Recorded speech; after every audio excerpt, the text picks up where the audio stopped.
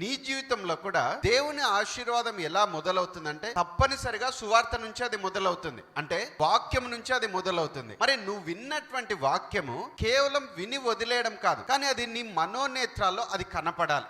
ఎప్పుడైతే నువ్వు దాన్ని చూడగలవో నువ్వు దాన్ని పొందుకోగలవు. ఎప్పుడైతే నువ్వు చూడగలవో దాన్ని అనుభవించగలవు. ఎప్పుడైతే అది నువ్వు చూడగలవో అది నువ్వు సొంతం చేసుకోగలవు. చాలా సార్లు వాక్యాన్ని వింటారు, విన్నది అర్థం కాక వదిలేస్తారు. కానీ ఎప్పుడైతే దాన్ని నువ్వు చూస్తావో, నువ్వు చూసింది నీలో స్థిరపడుతుంది. దేవుడు అబ్రహాంకి వాగ్దాన దేశంలోకి తీసుకెళ్తా అంటాడు, కనాను దేశంలోకి తీసుకెళ్తా అంటాడు. అప్పటిదాకా అబ్రహాము దాన్ని చూడలేదు, అక్కడ అడుగు పెట్టలేదు, అక్కడ ప్రవేశించలేదు. కానీ మనోనేత్రాల్లో విశ్వాసం ద్వారా దాన్ని చూడగలుగుతున్నాడు. ఎలా చూడగలుగుతున్నాడు? దేవుని మాటను బట్టి, నీవు దేవుని కృపను బట్టి దీన్ని నువ్వు డెవలప్ చేసుకోవాలి, దీన్ని నువ్వు కల్టివేట్ చేసుకోవాలి. విన్నటువంటి వాక్యము, చదివినటువంటి వాక్యము నీకది కనపడాలి, నువ్వు దాన్ని చూడగలగాలి.